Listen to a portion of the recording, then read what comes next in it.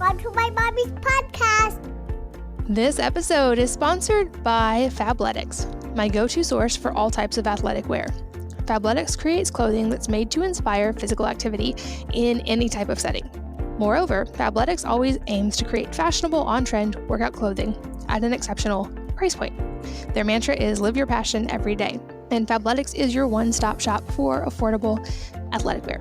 They have yoga gear, running gear, gym gear, sports bras, shoes, accessories, and more. In fact, I'm wearing some of their leggings and a jacket from them right now as I record this. Here's how it works. When you go to fabletics.com/wellnessmama, you take a very quick 60-second style quiz. You'll receive a personalized showroom of pieces specifically catered towards your own unique style.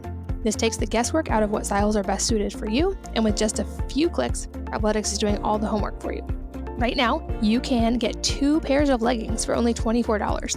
That's a $99 value, and if you sign up as a VIP by going to fabletics.com/wellnessmama. I personally love and am currently wearing the high-waisted power hold leggings, but they have some really cute new patterns with cutouts and designs that I'm loving. The price is less than half of even a sports bra at some other brands and just as good of quality. Also, here's a pro tip. Make sure to enter your email address at the end of the quiz, as you will receive exclusive monthly discounts and the inside scoop on new collections that have not been released yet. You will always get free shipping on orders of $49 or more. There is international shipping available. And the best part is there's no commitment to purchase monthly. All designs are done in-house, so you're not going to find these anywhere else, and you're going to get a much cheaper price than most stores and a 45-day workout guarantee. Sweat it out for 45 days, and if you don't like it, return it for a full refund. So again, check it all out and grab those 2 pairs of leggings for $24 by going to Fabletics, fabletics.com/wellnessmama. This podcast is sponsored by The Ready State. If you're at all like me, you might have perpetual stiffness and pain in your neck and shoulders from years of working, carrying kids, and all of the demands of parenting. Or maybe like me also, you have sore hips from too much sitting or from several pregnancies. I have found a great way to relieve my aches and pains and to get some daily movement and improve my fitness and flexibility. And it's from someone I highly, highly respect, Dr. Kelly Starrett, and he's from The Ready State. If you don't know Kelly, you should. He is a mobility and movement coach for Olympic gold medalists, world champions, and pro athletes.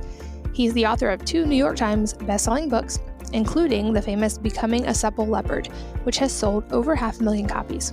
He has over 150,000 hours of hands-on experience training athletes at the highest level, and he's a doctor of physical therapy who helps top companies, military organizations, and universities improve their wellness and resilience with their team members. So to say he's highly qualified would be the understatement of the century. He created a program called Virtual Mobility Coach. This program is easy to do from home every day, making it ideal for me and for a lot of moms, and it's something I can do with my kids. Every day, Virtual Mobility Coach gives you a fresh, guided exercise video. They show you proven techniques to help your specific issues that you have going on. If you're in pain, you can pull up a picture of the human body, click on what hurts, and from there, the Virtual Mobility Coach will give you a customized prescription to help you find relief based on movement. Second, you can find a library of soothing recovery routines in the daily maintenance section, and these are great for just working in movement throughout the day or as a wind down to practice self-care. And third, for athletes, Virtual Mobility Coach has an entire section of pre and post exercise routines for more than 4 dozen sports and activities that help you warm up before a workout so that there's a lower risk of injury or recover after so that you are less stiff. Right now, you can try Virtual Mobility Coach totally risk-free for 2 weeks without paying a penny. After that, you can save 50% on your first 3 months. Just go to thereadystate.com/wellnessmama and use the code wellnessmama, all one word, all uppercase, at checkout. So again, that's ready, R-E-A-D-Y, state, STATE.com/wellnessmama.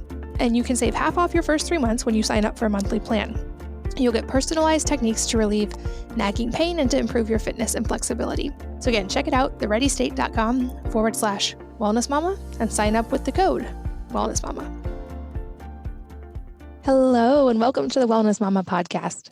I'm Katie from wellnessmama.com and wellness.com. That's WELLNESSE.com, which is a new line of completely natural personal care products that I'm so excited to share with your family.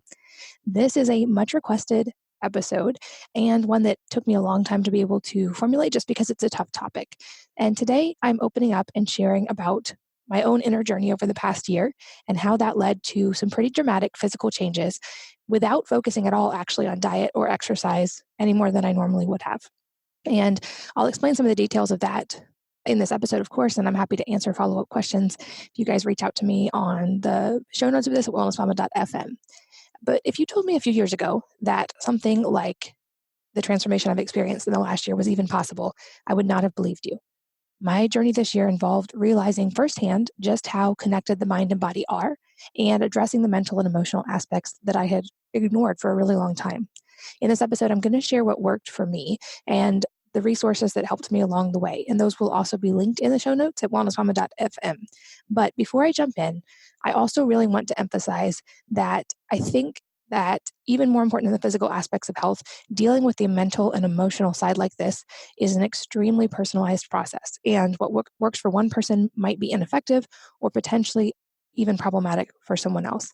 And in my experience, it also was extremely important to find the right resources and practitioners that I could trust and to help me work through these things. And I think that is extremely personalized and varied. I also want to say before I jump in that in this episode, I talk about some pretty tough topics that might not be appropriate for children of certain ages. And there's one specific topic that I explain in an analogy related to Christmas that young children don't necessarily need to hear. So I would encourage you to stop listening now if you have kids with you, or at least pre-screen this episode to make sure that it's not going to create problems if you have kids listening. So I started this process last year to try to deal with my weight. And ironically, the weight loss is probably one of the smaller benefits that I've experienced from doing this work, even though it was the one I thought I needed the most and the one that took up such a huge amount of my mental energy for so long. At the beginning of last year, I vowed that I would figure out how to finally conquer my struggles with losing weight, not just for myself personally, but also for my daughters. I had the realization one morning when looking in the mirror, and I was noticing all these things that I didn't like about my physical appearance. And it was a script in my head. And I realized I had been doing that without even actually noticing it or paying attention to it my entire adult life. In fact, I had been focusing on finding my flaws, and physically, especially since I was about 12 years old and since puberty pretty much. And at that moment, I realized I have a daughter who's almost 12. And while I remember feeling so grown up at that age and already feeling the weight of responsibility in a lot of ways, I couldn't imagine her struggling through some of the same things I did. And I also realized that while I had always made it a priority to talk to her and create a safe space and make sure that she felt like she could talk to me at any time, I knew that she needed an example of having a good relationship with one's body, not just me telling her that that was important or trying to help her facilitate a good body image and self-image. So for that reason, one of my goals for last year was to do whatever I had to do to get past those body image issues and finally make peace with my body. I vowed to figure it out no matter what, and that I would not enter another decade with that issue still taking up so much of my mental and emotional energy. And I would not pass on that pain of just always being so self-critical to my children. And at the time, I thought that in order to do that, what I needed to do was lose weight, and that then I would be happy. And ironically, the complete reverse is what made it possible. So the irony is I have a background in nutrition, and I actually probably got into that in hindsight because I was trying to solve my own weight struggles. I had been researching different aspects of health and wellness for years. When I say I had tried everything, I mean it. I had tried essentially every diet and plan imaginable. I had taken all the supplements, worked with all the doctors, literally dozens, and maintained a really clean diet for pretty much the past decade. I had lifted weights and tried running. I did CrossFit, pretty much every other possible plan. And I did put on muscle and I got healthy. My blood levels actually were great. My labs were always perfect. Even my Hashimoto's was now in remission. But at the same time, I knew that none of these things were working for weight loss. And so I set out to figure out why. And of course, a couple factors were obvious. I had received a diagnosis of Hashimoto's thyroiditis in the past, and I had 6 pregnancies in 9 years. And any of those things on their own can make weight loss difficult. And when combined, it made sense. And that's what I had always, I think, mentally defaulted to as my excuse. But I also started to realize, even though that was my excuse, I didn't think it was the reason. And my youngest was 2 at this point. And I knew that I couldn't just default to it being postpartum anymore.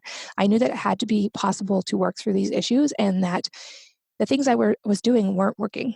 So I needed to really delve deep and explore and figure out what would work. So in the first week of last year, I did what I always do. In the past few years, at least, we start the year, my husband and I, with a water fast, which physically is great. There's a lot of benefits I've written about and talked about in podcasts before, but also mentally it's great because there's a level of clarity that comes with removing something that is so core and so important to daily life, like food. And also during this time, I try to really get self-reflective, reflect on the lessons of the past year and any goals for the new year, and also to reread some books that I find personally important. So every year I reread Viktor Frankl's Man's Search for Meaning, I reread The Four Agreements, and last year I also read The Body Keeps the Score. And those first two books are great for perspective shift at the beginning of any new year, but The Body Keeps the Score set some things in motion that I now realize in hindsight were the beginnings of major shifts for me. I would recommend the book to anyone, not just those of us who know we have a major trauma to deal with. For me, I realized that some of the problems I seem to be experiencing seem to stem from a couple of specific things. Specifically, and I feel like this is something difficult, but I feel like important for us to talk about anyone who's been through it so that it's okay to talk about it. I experienced sexual trauma. I was raped in high school, and I hadn't ever really faced it or dealt with it internally, emotionally since that time. In fact, I remember in that moment being in such a place of pain and shock that I shut down emotionally as a way to protect myself. And I made a decision internally at that moment that I would put up walls and I would never let myself be hurt again.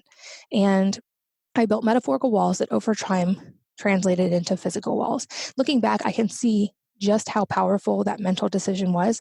And that when we make a decision like that, the body and the brain line up to protect us. And I thought if I ignored the pain, that I could protect myself from being hurt by it. So I pretty much completely shut down and decided I was not going to feel that pain. I was not going to be hurt, and I was going to power through. And looking back, I think at least an element of that excess weight was a protective mechanism, a physical armor of sorts that helped me feel safe in my body for those years. Every attempt to lose weight in the past had been fighting a subconscious need for safety. And the body and mind are wired and excellent at protecting us when we need them to. And in that moment, I did need them to. I ignored the emotional side, and I was relatively unemotional for a lot of my adult life, I think, as a way to keep that protection in place. I think I thought that by ignoring the pain and the emotion, I could protect from it. But it wasn't until I was willing to face and experience that pain that I could work through it. In fact, it wasn't until I recognized the pain, let myself finally feel it, and experience all the emotions of it that I could get to a place of thanking my mind and my body for keeping me safe for all those years, and then I could release the connection and the pain and to be free of it. And that said, that sounds like maybe a short process, but it wasn't. I didn't know actually how to do that. And so the entirety of last year was a journey of trying to figure that out. There were also other things that I worked through that I had never really even paid attention to, like beliefs from early in life that I wasn't good enough, and always having this internal desire to prove that I was through achievement or being good in school or always like following the rules and being a good kid. And I was worried that when I started working through these things, that I would lose my edge, or that if I dealt with those things, I'd be less motivated or less productive.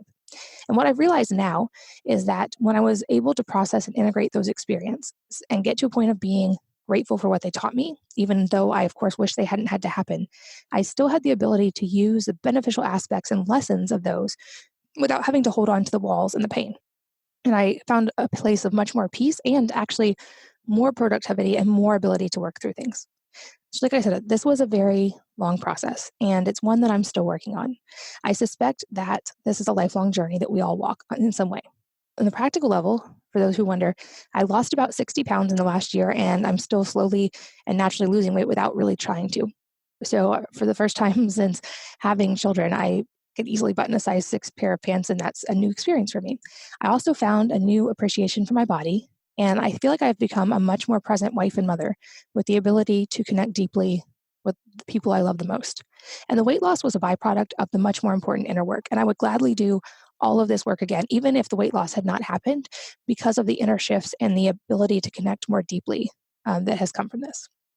I also, like I said, I wanted to talk openly about this trauma because so many of us have experienced similar things, and it's still so taboo to talk about. And I get it, because having been through this, I know the pain and the shame and all the layers that go with this. And of course, Brene Brown has written some great books about vulnerability and shame and working through that. But my hope here is that I can provide a forum for this conversation to become more accessible and especially focused on results. And for those of us to be able to support each other in finding ways to work through these things instead of getting stuck in the trauma like I did for so long. So to start to walk you through my process, it started with recognizing that there was a problem like I did in the beginning of the year and having a motivation strong enough to make me want to face it. It became more important to me to resolve this for the sake of being a better mother to my children and especially to my daughters than it was to protect myself from the pain anymore. And it also took realizing that while I had done a lot of the quote unquote right physical things in the past to try to address the problem, I had ignored a really large and important part of that, which was this whole inner journey. And as a result, I was literally fighting my body and my brain in a losing battle because no matter how hard I tried to lose weight, willpower is not stronger than those internal protective survival mechanisms that keep us alive and keep us safe and that we're wired for, because there was very much a purpose for that. And so I had this internal protective belief that it wasn't safe to lose weight, which physically also kept me most likely in a state of fight or flight all the time and made it difficult to release weight, as it's not something that happens naturally when one's fighting for one's life. Your body's not worried about digestion and sleeping well and all the things that go along with that when it feels like you're fighting for your life. And I had gotten stuck in that process. So to explain it a little bit more, the process was very multifaceted, and it kind of started with reading that book, The Body Keeps the Score, last year. And here's why. The book is written by Dr. Bessel van der Kolk, and it summarizes his 4 decades of research on the impact of trauma on childhood brain development and emotional regulation. He's definitely qualified to talk about this. He was a researcher at Harvard and a clinician. He published hundreds of academic papers and led studies on the effectiveness of many types of modalities to deal with trauma, including EMDR, different types of neurofeedback, MDMA-assisted therapy, and just many others. And in short, I would say he's probably one of the most qualified in the world to talk about this topic. So in the book, he explains that trauma doesn't just include major trauma like the one I had. Statistically and sadly, many of us do have this type of trauma, especially women. And this type of trauma is defined as acute trauma in the book. So that would be things like rape and physical abuse, assault, domestic violence, being through a war. And sadly, while this is common, the numbers are 1 in 5 were sexually molested as a child, 1 in 4 was beaten as a child, 1 in 8 have witnessed a parent being assaulted as a child, and depending on what statistics we look at, roughly 1 in 3 women have been sexually assaulted. These numbers are awful, and based on the statistics, there are a lot of us who are walking around facing the aftermath of acute trauma, and I was one of those. So, but it also is important to know that's not the only kind of trauma. I know many people who work through a lot of these problems as adults, and they actually feel guilty because they don't have an acute trauma, and they think like my life was actually pretty good, and my parents really did love me, and they worked hard, and my parents were the exact same way. So they feel guilty of feeling like there's trauma because they feel like they shouldn't feel like there's trauma, but there is. And what was really interesting in the book, so researchers looked at something called adverse childhood experiences, or ACE, and the numbers were much higher than they expected. In fact, only a third of participants didn't report some kind of childhood trauma when they used this kind of mechanism of gauging trauma. They also expected that acute types of trauma, like the one I experienced, would be the worst ones. But it turns out that wasn't the case at all, and it wasn't necessarily the most difficult adverse childhood experience to work through. For instance, emotional withdrawal from parents ranked as one of the most profound, long-lasting impacts, and that slow and continued child experiences like that led to the same types of long-term issues as acute trauma. They found that when a child, for instance, is regularly ignored by caregivers, that child learns to anticipate that and compensates by blocking out emotion and acting like it doesn't matter. And so that can lead to a lot of the same types of problems, even if there was not an acute actual assault or trauma. But for many of these types of trauma, the body still knows, and it remains in a state of alert to be able to handle that abandonment or neglect or abuse. And this carries into adulthood. It can manifest in a lot of different ways as lack of self-respect or self-love.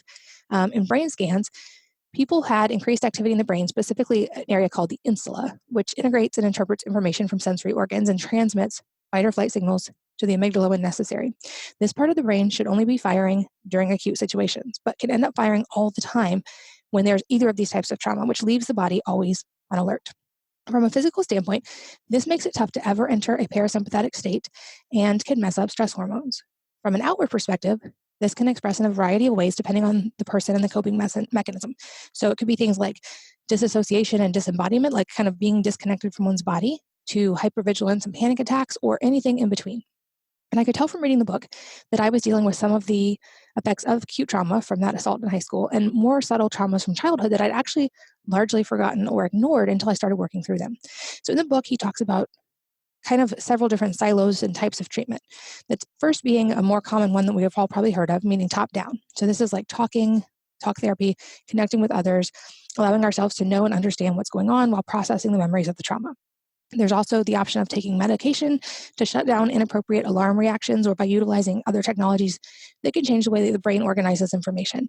And he makes a case that there is a time and a place for this, and for some people that is part of the equation.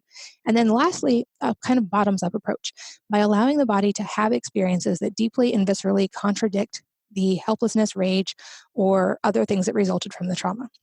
For me personally, I wasn't comfortable taking medications, and I didn't think I actually needed medication, but I committed to working through my own inner struggles in any other way possible. I made it a priority to find safe places to process those feelings of those experiences and to focus on creating relationships where I felt safe and could process. Realizing the physical component of healing and that whole bottoms up approach, I also committed to trying a lot of physical modalities that worked in that way to help the body during this time. So I'll go deeper on all of these, but on a practical level, I tried a lot of things, including I did a lot of traditional talk therapy with a psychologist and psychiatrist. I used a method called tapping or emotional freedom technique, and I'll link to these in the show notes if you want to read more about them. There's a book called The Tapping Solution and an app that goes along with it that has specific tapping protocols for different things. And then also I worked with someone named Brittany Watkins who does body image specific tapping. I tried hypnosis. I tried supporting the vagus nerve, which is connected to that fight or flight response. On the physical level, I tried things like myofascial release and Rolfing, which I'll talk about in more detail later in the episode. But realizing that in The Body Keeps the Score, he talks about how the body physically stores trauma and how things like that can help actually release the trauma. And then I also focused on physical activity to help me reassociate with my body, but not exercise. So this was things like play, singing, which was something I was terrified of, which ironically, singing stimulates the vagus nerve. And I started taking voice lessons last year, things like that. So I tried a whole wide variety of approaches, all kinds of therapy, all kinds of mental work, all kinds of physical work. As a key of this, though, I want to talk a little bit more about the vagus nerve. So this vagus nerve starts in the regulatory center of the brain, and it's essentially connected to the muscles of the face, the throat, the ears, etc.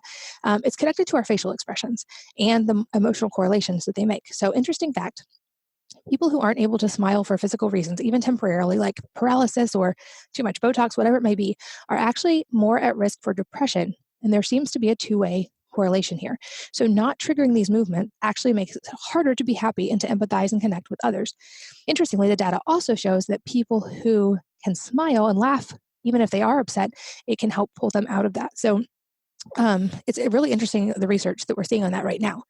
The vagus nerve also sends signals to the heart and the lungs, which is connected to things obviously like heart rate variability, respiratory rate, and deep breathing. So when this response is working properly, we feel calm and relaxed, we feel centered, etc. When it isn't, we can feel disconnected or on alert, which is great. That's why it's there. It's the vagus nerve is there to kind of take in sensory information, and if there is a threat, make sure that we are properly alerted to that threat. So when we're threatened, this leads to changes in heart rate, breathing, voice, things that would signal other people to help us, and it helps us prepare for fight or flight if we need to do that. If the threat continues, something called the dorsal vagal complex is stimulated. And this even affects things like digestion, hormones, reduces metabolism, leads to shallow breathing, and impairs sleep. Because when you're fighting for your life, you don't need to sleep or digest or meditate. And so the body shuts those things down to keep you safe. But understanding this, the vagus nerve offers insight into why these physical bottom-up approaches might work better for healing for a couple of reasons. And this was kind of paradigm shifting for me to realize.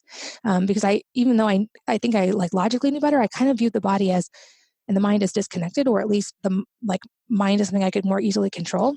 And I didn't realize that the body, like the physical types of therapy, could actually affect the mind in a two-way street.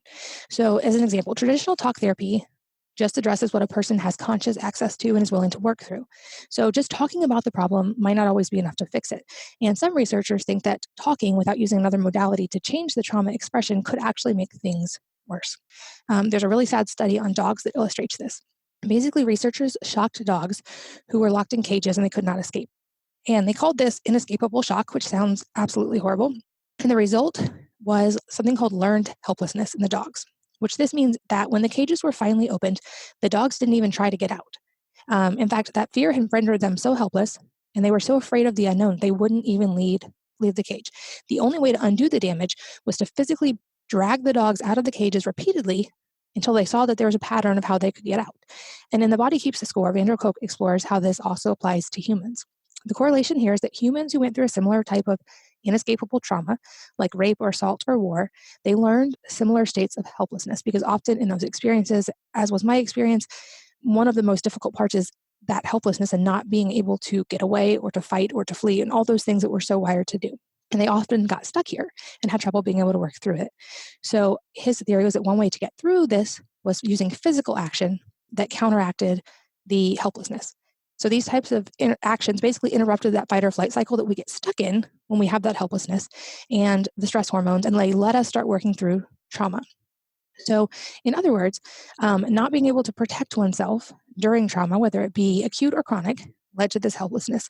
And restoring a physical way to engage and connect to the body or to flee or defend itself can help counteract it. So on a personal level, I found in several of these therapies that I had the physical reactions that I had likely shut down during the acute trauma. For instance, at some points I had the desire to yell and fight, or at different times to run away or hide. And to my surprise, this is why the somatic and physical therapies seem to work much more effectively than talk therapy ever had for me, because since I had shut down those emotions, in talk therapy, I could easily dance around them and not have to go too deep and not actually work through them.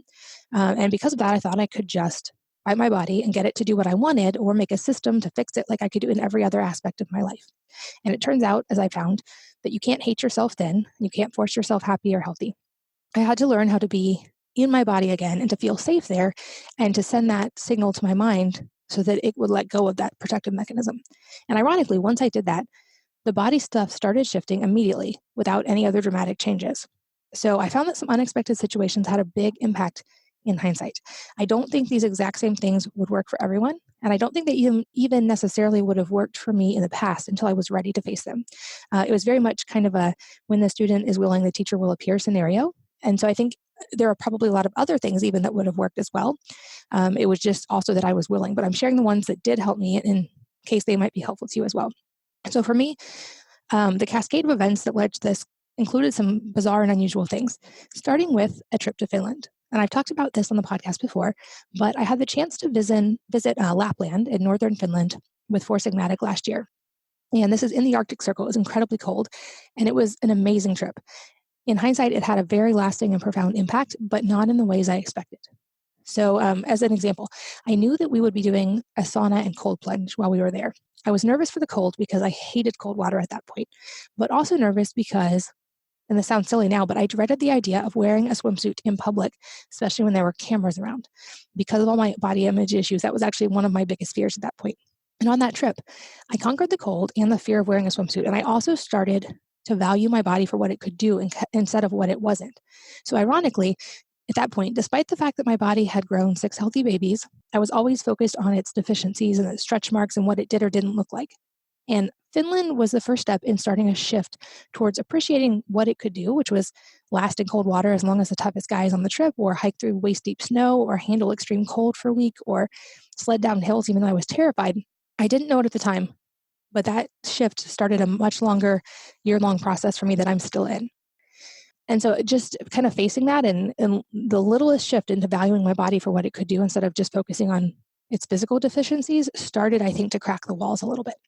And the next step for me involved tapping, which is a physical modality that stimulates the vagus nerve, like I mentioned, and makes use of acupressure points. And I had tried this in several ways. I'll link to the ones that I've used personally. There's a lot of options out there.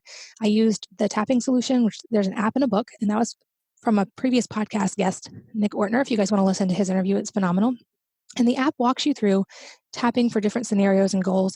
And I love that it's easy to use and can go anywhere with me. And I still use that pretty regularly.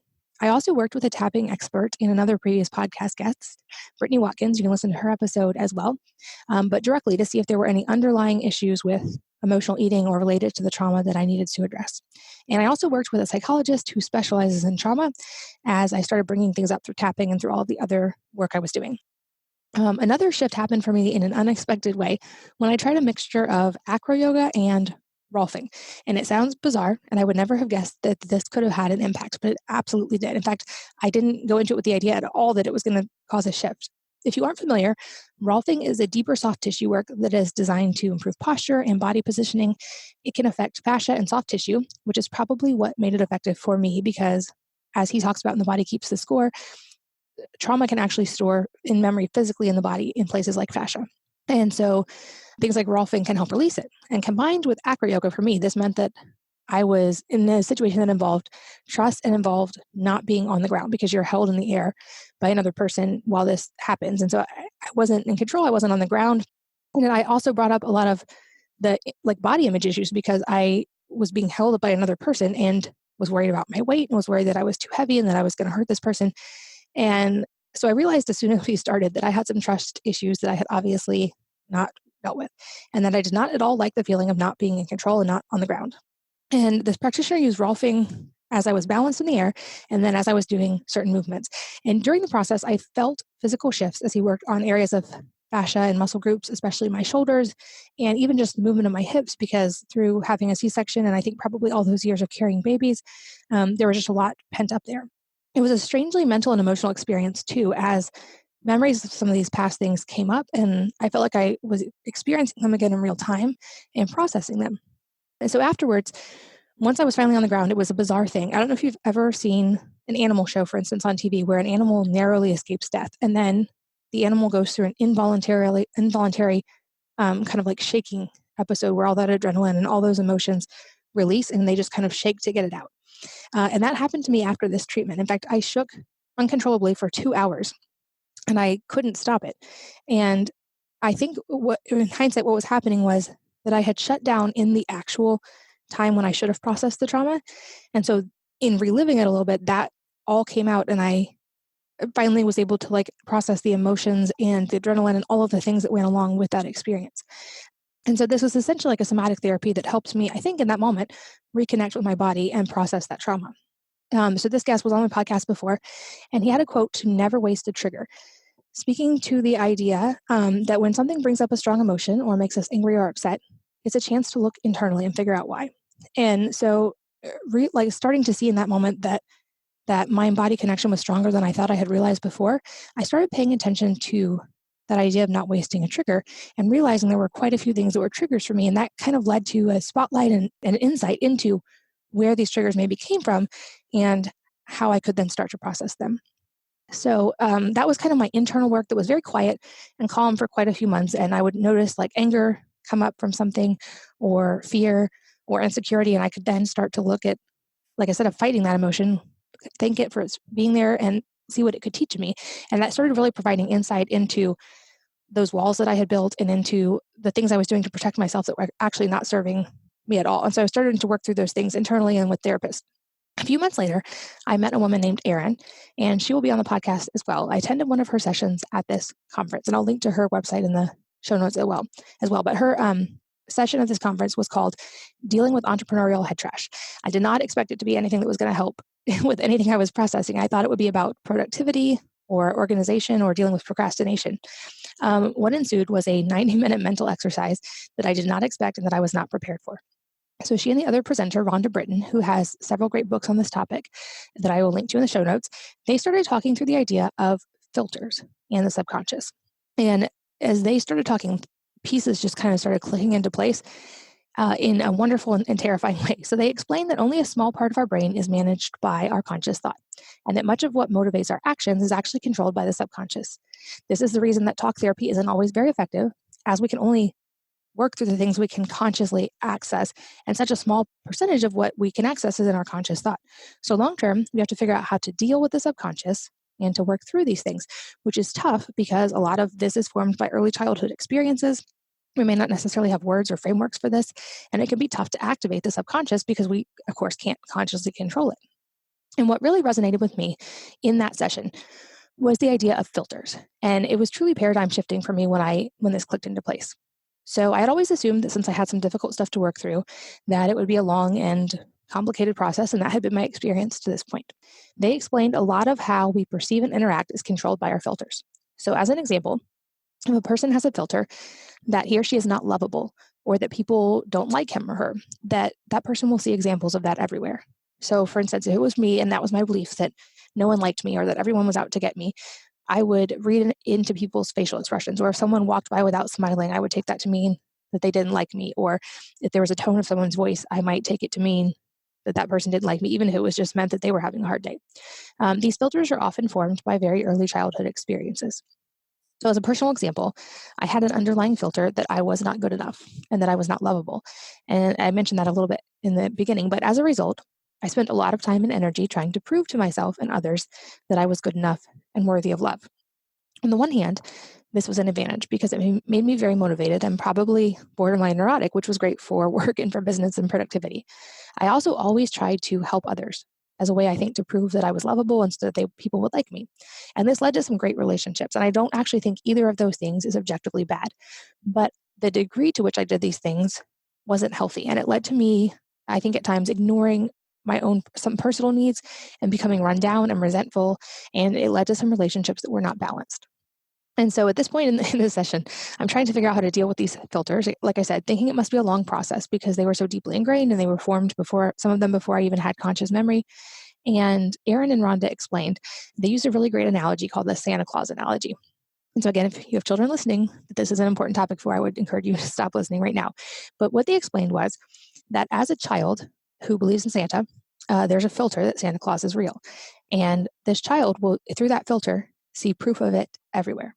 So the child will see that the cookies are gone the next morning, or presents are there, or whatever it may be, like they write a letter and they receive a response. Whatever it is, a child believes that's their filter, that Santa Claus deeply exists. And if you ask them, this is a firmly held belief. They absolutely believe it, and they see proof of it everywhere because they're looking for proof of it everywhere. They explained that when a trusted person helps them rewrite the framework and explains and tells them at that point that Santa Claus does not exist, that it undoes that entire filter, and that child never defaults to that filter again. They never forget that they don't believe in Santa. They don't revert to previous ways of believing. Once they receive proof that shows them a different light of all of those things they thought they saw that proved it, it takes away that filter instantly and permanently. So in other words, once a trusted person like a parent explains that Santa's no longer there, they realize, oh, it was mom and dad who ate the cookies, or, oh, the presents came from mom and dad, or, oh, that wasn't really Santa at the mall, or whatever it may be. And so the filter is completely gone. And so they said that basically the same thing works for adults. And that when we're able to identify the core reasons of these filters that we build as children to protect ourselves and see where they might actually have come from, then we no longer are bound by that filter because we have a new narrative for why it exists, and we have the ability to then consciously deal with it and choose our response. And so that's how I worked through the idea of not being good enough or not being valuable or not being lovable. And it made sense at the time in the session, but I didn't fully believe it till I actually worked with Erin, and that filter was and is gone and has not come back. And so that was another kind of pivotal moment for me. Another theme throughout the past year that was really instrumental in the process was the idea of play.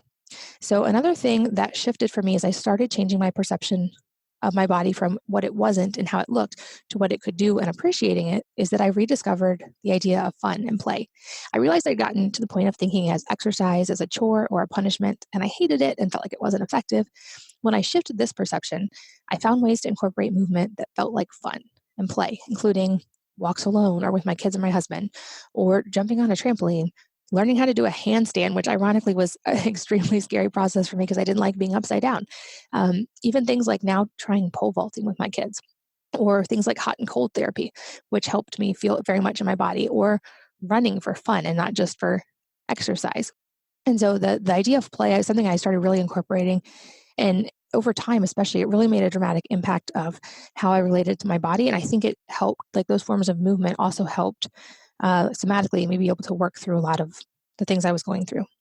I also had a theme last year of kind of consciously breaking through comfort zone barriers for myself.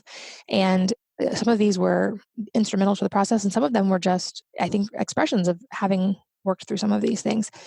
So as examples, I think, like I said, I had built these walls as a protective mechanism, and I had built a lot of other walls around those to keep myself safe. And once I was able to start really addressing the core walls, I was less afraid to address a lot of these other walls as well. So I mentioned I started taking voice lessons and learning how to sing. And this was one of my biggest fears in life because I was pretty sure I was not good at singing, which was true when I started for sure. And the idea of singing, especially in front of people, was terrifying, especially at the time because of that narrative of not being good enough and the judgment that would come with that. And what if I failed at something? So to face this, I started taking voice lessons. And I think there's also a correlation here. Like I mentioned, singing being really good for the vagus nerve and for stimulating the vagus nerve. And it was something I had never really done. I think also singing can be very beneficial in speaking. And there's a metaphor here for me of throughout the last year, finding my voice. So my whole life, people had always told me, like, you're so quiet. You can talk louder. Don't be so quiet. And I think a lot of it actually went back to some of those traumas and like holding myself back or censoring myself. And so in singing and then it kind of translated into speaking, I feel like I found my voice last year. And so I actually ended the year by doing karaoke in New Orleans in front of people, which was, I thought, the scariest thing I could ever do. And like a form of immersion therapy, I faced it. And ironically now, so many things that I used to think were scary don't scare me at all because I faced the one that I thought was the scariest. Another example of this is stand-up comedy. So this one sounds simple and funny and kind of bizarre maybe, but I never have thought of myself as funny. And I don't even think I knew how to be funny, or it wasn't something that was even on my radar. But as I started breaking my comfort zone and trying to find things that I was scared of, this was one that came up. And so I started taking a class in stand-up comedy. And at some point this year, I'll actually be performing stand-up comedy on stage in a relatively popular place for stand-up comedy, which is another way I think of finding my voice and learning to break through comfort zone. This episode is sponsored by Fabletics, my go-to source for all types of athletic wear. Fabletics creates clothing that's made to inspire physical activity in any type of setting.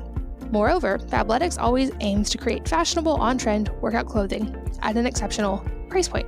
Their mantra is live your passion every day, and Fabletics is your one-stop shop for affordable athletic wear. They have yoga gear, running gear, gym gear, sports bras, shoes, accessories, and more. In fact, I'm wearing some of their leggings and a jacket from them right now as I record this. Here's how it works. When you go to fabletics.com/wellnessmama, you take a very quick 60-second style quiz. You'll receive a personalized showroom of pieces specifically catered toward your own unique style. This takes the guesswork out of what styles are best suited for you, and with just a few clicks, Fabletics is doing all the homework for you. Right now, you can get 2 pairs of leggings for only $24. That's a $99 value, and if you sign up as a VIP by going to fabletics.com/wellnessmama. I personally love and am currently wearing the high-waisted power hold leggings, but they have some really cute new patterns with cutouts and designs that I'm loving. The price is less than half of even a sports bra at some other brands and just as good of quality. Also, here's a pro tip. Make sure to enter your email address at the end of the quiz, as you will receive exclusive monthly discounts and the inside scoop on new collections that have not been released yet. You will always get free shipping on orders of $49 or more. There is international shipping available. And the best part is there's no commitment to purchase monthly. All designs are done in-house, so you're not going to find these anywhere else, and you're going to get a much cheaper price than most stores and a 45-day workout guarantee. Sweat it out for 45 days, and if you don't like it, return it for a full refund. So again, check it all out and grab those 2 pairs of leggings for $24 by going to Fabletics, fabletics.com/wellnessmama. This podcast is sponsored by The Ready State. If you're at all like me, you might have perpetual stiffness and pain in your neck and shoulders from years of working, carrying kids, and all of the demands of parenting. Or maybe like me also, you have sore hips from too much sitting or from several pregnancies. I have found a great way to relieve my aches and pains and to get some daily movement and improve my fitness and flexibility. And it's from someone I highly, highly respect, Dr. Kelly Starrett, and he's from The Ready State. If you don't know Kelly, you should. He is a mobility and movement coach for Olympic gold medalists, world champions, and pro athletes. He's the author of 2 New York Times best-selling books, including the famous Becoming a Supple Leopard, which has sold over 500,000 copies. He has over 150,000 hours of hands-on experience training athletes at the highest level, and he's a doctor of physical therapy who helps top companies, military organizations, and universities improve their wellness and resilience with their team members. So to say he's highly qualified would be the understatement of the century. He created a program called Virtual Mobility Coach. This program is easy to do from home every day, making it ideal for me and for a lot of moms, and it's something I can do with my kids. Every day, Virtual Mobility Coach gives you a fresh, guided exercise video. They show you proven techniques to help your specific issues that you have going on. If you're in pain, you can pull up a picture of the human body, click on what hurts, and from there, the Virtual Mobility Coach will give you a customized prescription to help you find relief based on movement. Second, you can find a library of soothing recovery routines in the daily maintenance section, and these are great for just working in movement throughout the day or as a wind down to practice self-care. And third, for athletes, Virtual Mobility Coach has an entire section of pre and post exercise routines for more than 4 dozen sports and activities that help you warm up before a workout so that there's a lower risk of injury or recover after so that you are less stiff. Right now, you can try Virtual Mobility Coach totally risk-free for 2 weeks without paying a penny. After that, you can save 50% on your first 3 months. Just go to thereadystate.com/wellnessmama and use the code wellnessmama, all one word, all uppercase, at checkout. So again, that's ready, R-E-A-D-Y, state, STATE.com/wellnessmama. And you can save half off your first 3 months when you sign up for a monthly plan. You'll get personalized techniques to relieve nagging pain and to improve your fitness and flexibility. So again, check it out, thereadystate.com/wellnessmama, and sign up with the code wellnessmama. Music has also been a theme for me in the last year. So I mentioned voice lessons. I've also been trying to learn guitar, and there's an emotional component here that I'm still learning, and I see glimpses of it, and I now start to really understand why people love music so much and how it can touch like inner parts of us that just speaking can't. But there was this interesting correlation with anything musical, whether it was singing or guitar or anything. When I first started, I was relating to music very much the way I related to life, where everything was very calculated and systematized, and I wanted a process for everything. And I didn't even understand the concept of just kind of feeling the music and learning to feel the music. And so slowly, I have started to be able to like feel the notes and to feel the music and to actually let the emotion come out through it. And I think that's been an interesting part of the therapy that I wouldn't have necessarily expected, but that's been kind of really deep and metaphorical. I've also started just getting back to things like painting. So I loved art when I was younger, and I would do all different kinds of painting and drawing. And I've been getting back to that, just not that it breaks my comfort zone, but just as a place, like a release, and a place that I can go and have quiet as I'm working through stuff. And I've been doing that with my kids, which has been also a really fun way to connect with them. And then lastly, when it comes to the comfort zone breaking, I've started letting myself be visible in photos. And this is something that I did not do for pretty much all of my adult life. And sadly, even with my kids very much. So I have lots of pictures of my kids. I don't have very many pictures of me with my kids because I was so insecure in my body that it was hard to look at those photos. And in hindsight, I really wish I had taken more photos because that was part of the journey. And I now can look back at the person who would have been in those photos with so much more empathy and love and respect and thanks for, like I said, for my mind protecting me in that time and for all the lessons that came with that. But I can't go and undo the past. So instead, I'm trying to make an effort to be present in photos, to make sure there are pictures of me with my kids at their different ages and family pictures and even on the blog pictures, just because I think that was something I was so afraid of for so long. And it's a way that we can connect as humans. And so trying to face that fear as well.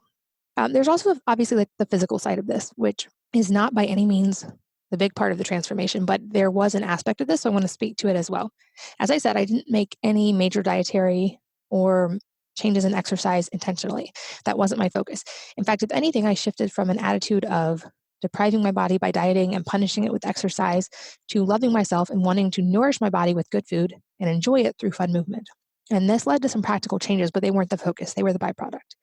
At this point, physically, I've settled into a comfortable plan that nourishes my body. I'm still losing weight and I'm building muscle. And I would say I'm much more in tune and intuitive with what my body wants and needs. So there's not really a typical normal day in this aspect, but there are some things I commonly do. And I've also found through like that reassociation with my body that there's not really a form of dieting. It's definitely focused on nourishment, but when my body is full or doesn't need any more food, I'm like no longer able to keep eating. So when my body reaches whatever level of nourishment and food that it needs, I just physically don't even want to put any more food in my mouth, no matter how good I think it is. And so I'm trying to be very in tune and intuitive with my body and listen to it as we kind of learn this process together. But some things I commonly do are I often intermittent fast till lunch. And I don't think this, again, is right for everyone. This has worked well for me, and I feel better when I do this. I actually just feel much more productive in the morning. Lunch is my biggest meal, and I'll usually eat light at night, but I'll get my most protein and most calories in general at lunch. This just seems to be really good for me for focus, and also because then I'm not eating a lot at night for digestion, and I've noticed improvements in my sleep. Like I said, I don't think intermittent fasting is great for everyone. And for people with acute hormone issues, I think it can be problematic. And I've made sure to watch my hormones and that they're all fine. My hormone levels are fine by doing this, but again, not recommending it for everyone. There is a lot of data on this from researchers like Dr. Sachin Panda about time restricted eating and how even just shortening the window that we eat, even by a little bit, can make a big difference. So they've done studies on even, for instance, cancer patients and other people who ate in even a 14 or a 12-hour window, which doesn't sound as scary when you think of it like that, instead of eating 16 or 18 hours a day, and how that led to changes, not just in weight, but in other markers of health as well. So I look at it that we all fast while we're sleeping, because no one, at least that I know of, has figured out how to eat while we're asleep. So most of us are already fasting for at least 8 hours a day. So I experimented with extending that window, and I probably eat within a 6 to 8 hour window most days. I will consume non-caloric things if I'm just intermittent fasting in the morning, so like herbal teas or sometimes coffee, or like herbal teas at night, but things that don't have calories. Whereas if I'm water fasting, which I've written about, I don't consume those things at all. Another thing that is a very common aspect of my life is getting morning sunshine with people that I love. So often my husband and I will sit on the front porch and drink tea or coffee in the sunlight. And this is advice I got from one of my first doctors that was instrumental in my healing from Hashimoto's, Dr. Alan Christensen. And he explains how getting outside, even if it's a cloudy day, as soon as possible after waking up, is really a vital signaling mechanism for circadian rhythm. So it leads to big changes in melatonin production at night, in stress hormone levels, and all kinds of things. And it's an easy, free thing that we can all do. And I like to kind of stack beneficial things. So I do that with my husband. So there's time for connection, or with a child, sometimes one of my kids, or go for a walk during that, and drink a beverage that I like that has some kind of nutrients in it, but without the calories. And that's just a time to center and connect, and also to get those hormonal benefits. I also have shifted to focusing on nutrient density versus calories, and actually having to actively track nutrients to make sure I'm getting enough, because I'm not as hungry now, like I said, and I eat in a shorter window. So I have to make sure that all the foods that I eat are very nutrient dense and consume a lot of them. So I aim for high quality proteins, and I'm usually, based on tracking, getting about 0.6 grams per pound of body weight daily, mostly for me from seafood or broth or other types of meat.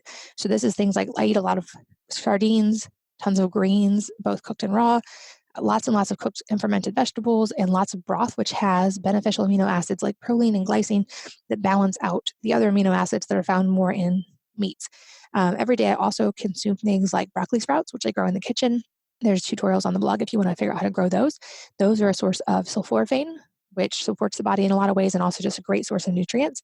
And sometimes I'll make really nutrient dense smoothies with like wild caught blueberries and cacao and maca and added protein and all kinds of stuff, or make protein shakes with added nutrients on days where I'm having trouble reaching my protein levels. Again, I think it's extremely personal in both diet and supplements, but there are some supplements that I take regularly, although I don't take any supplement every day. The ones that I take most often are probiotics. I take one from Just Thrive. I'll link to it in the show notes. There's so much evidence about the gut-brain connection and how focusing on our gut health can help our mental health. And I've noticed this as my gut health has really improved over the last 2 years. I noticed the more calm and more happy mental state as a result. I also take vitamin K27, also from Just Thrive, which is anti-inflammatory and one that I think has a lot of benefits. I take specific B vitamins. So riboflavin was big for me during this year, just because that's something that's in higher demand during weight loss, and when you eat protein and all kinds of things. So I realized from experimentation that I needed a lot more riboflavin than I was getting, and also thiamine and pantothenic acid. I also added a lot of extra vitamin C, magnesium, and vitamin D, which I was testing for to make sure I kept my levels good, because all of those things can be needed more during weight loss. I also drink, like I said, herbal teas daily. I'll use all kinds of different kinds.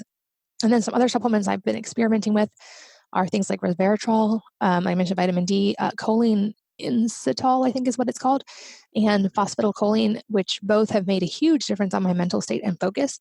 And then I think I was not getting enough because I can't eat eggs. That's one of the few foods that I still react to. So I was trying to find an alternative source of choline.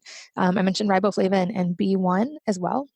And then other things I just do regularly as part of this process for me, I make sure that I incorporate play and movement regularly. This might be something as simple as going for a walk or trying the slack line with my kids, or I've even been playing tag and capture the flag with the neighborhood kids lately. Just things that remind me to be in my body and that are fun.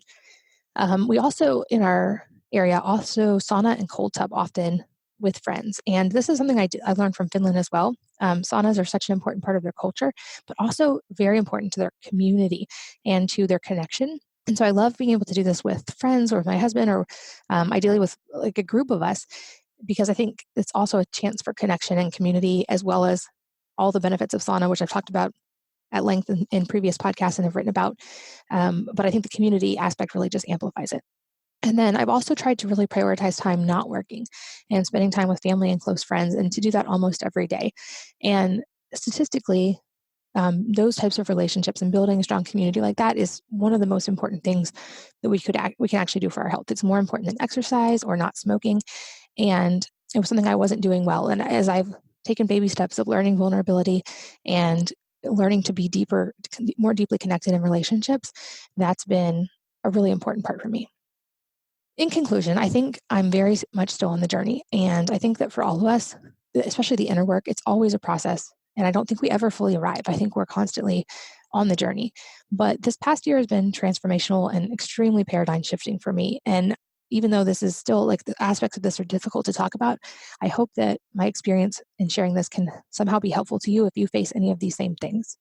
What sticks out to me most, I think, in this journey is that I fought my weight and I hated myself for my inability to resolve it for years, literally for my entire adult life. And I had that script and the filter that if only or when I lost weight or looked a certain way, that I would be happy and accept myself. I think we all have some version or several versions of the if only script. And the irony was that when I decided to work on loving and accepting myself and being happy with where I was, even and especially for my flaws, the thing I'd wanted so badly to happen happened without any of the fight at all. So, in other words, instead of when this happens, I will be happy, I was finally able to decide and choose that I will be happy now. And I will love my body now where it is. And I will love my children where they are. And I will love my husband where he is. And I will love my life and the lessons and all of these things. And I will choose happiness. And when I did that, I could start letting go of the fight and letting go of the walls. And that led to stuff that I could never have anticipated. I found a quote recently that really resonated with me. It was by, I think her name is Naira Waid. And the quote is, "And I said to my body softly, I want to be your friend. It took a long breath and replied, I've been waiting my whole life for this." And that was my lesson of the last year, was taking that first step with my body and connecting again my body and my mind and my emotions, and realizing how much more whole and connected we can be when we do that. I'm not saying that self-love is a panacea and that it fixes physical problems, not by a long stretch. But I can say with certainty now that, at least for me, the mental and emotional stuff was a huge part of my journey that I ignored for a long time, and that I don't think I could have worked through the physical stuff without addressing those. So I will leave in the show notes at wellnessmama.fm a comprehensive list of all the stuff I've mentioned, the books that have helped, other resources. You can find all of those there. But I'll mention a few again, just that have really helped in case you are just listening and want to hear. So I read a lot of Brene Brown over the last year. I love all of her books, especially Braving the Wilderness and Daring Greatly. Of course, The Body Keeps the Score was pivotal for me. There's several great books by Rhonda Britton. I'll make sure all of those are linked in the show notes. Other resources I'll link to is Erin Alexander, who runs the Align podcast, who did Rolfing with me, the Tapping Solution book and the app, the idea of never wasting a trigger, and then also just some practical things that have helped me track and make sure I was staying healthy during this process. I used an app called the Diet Bet app, which is funny, just as a motivator. It was not something that I thought would actually make much of a difference at all. But the idea being that you can bet like $35 or some small amount that you will lose whatever amount of weight, a small amount of weight by the end of a certain period of time. And for me, that just was like a reminder and a motivator as I was going through that process. And I realized I think a lot of us as humans, we have more of a fear of losing than we do of a desire to win. And so that app was helpful to me. I also use an app called Zero, Zero, which is a fasting app. And so that let me track my intermittent fasting every day and just see what window I was eating in. I was using a Renpho scale, which I'll link in the show notes, and it has an app connected to it. And that was really motivating, just to be able to see my progress, not just in weight loss, but in things like protein levels in the body and muscles, skeletal function and muscle mass and things that I was trying to improve as well. And to make sure I was getting enough nutrients, I used MyFitnessPal to track the foods that I was eating and just make sure I was actually getting enough calories. So an interesting part of this for me is that I'm actually eating probably more than I was in the past, which was also helpful in healing my metabolism and making sure my body was getting enough nutrients. But I'm very conscious of getting enough protein, especially, and enough nutrients from things like green veggies. I've been using something called the Heads Up Health Dashboard that lets you keep track of labs and a whole lot of other metrics in one place. And I did this regularly with labs to make sure I wasn't messing up my hormones. And this let me see easily graphed out kind of examples of every metric so that I could see if I was improving. And then I used the Oura Ring and the BioStrap. I've used both. I've used them individually and both at different times, but those track things like sleep and movement and heart rate variability and other factors. I use the RealPlan app all the time for meal planning, and again, to make sure I get enough nutrients. And so in hindsight, I would say the lessons of this past year that I'm keeping and sticking with are focusing on things like community, learning how to be vulnerable more and more, learning to play and be happy in my body, and never wasting a trigger. And as I said, I'm very much still on this journey, and I was hesitant a little bit even to share what I've shared today because I don't think I'm by any means at all an expert in any of this. And I just wanted to share my personal experience in hopes that maybe that story could be helpful to someone else who's working through some of these same things or afraid to start that process or to take the first steps. I'm not trying to give any medical advice and certainly not any kind of mental health advice, just sharing my own inner journey. And I would love to hear yours, especially, like I said, I wanted this to be a way to start the conversation. And if this is a conversation that resonates with you or sadly that you've ever faced in any similar way, I would love for you to be part of the conversation because I think that there is tremendous healing in community and in relationships and in loving each other. And I hope that I can maybe be a small part of a domino and a cascade of events for someone else. And either way, I'm very grateful to you for listening and for being here as part of my journey. And I would love to hear more about yours. So please join me in the show notes at wellnessmama.fm and say hi, or if this resonates with you, or reach out to me on Instagram. I'm Wellness Mama on Instagram. Message me if you'd rather not share publicly and just tell me about your journey because I think there's power in the story and there's power in acknowledgement. And I hope that I can start to be a forum for that. And as always, thank you for being here and for sharing what is truly one of our most valuable gifts, our time, with me today. I'm so glad that you did. I am so grateful that you're part of this community. Just so grateful for your time today. And I hope as always that you will join me again on the next episode of the Wellness Mama podcast. If you're enjoying these interviews, would you please take 2 minutes to leave a rating or review on iTunes for me? Doing this helps more people to find the podcast, which means even more moms and families can benefit from the information. I really appreciate your time, and thanks as always for listening.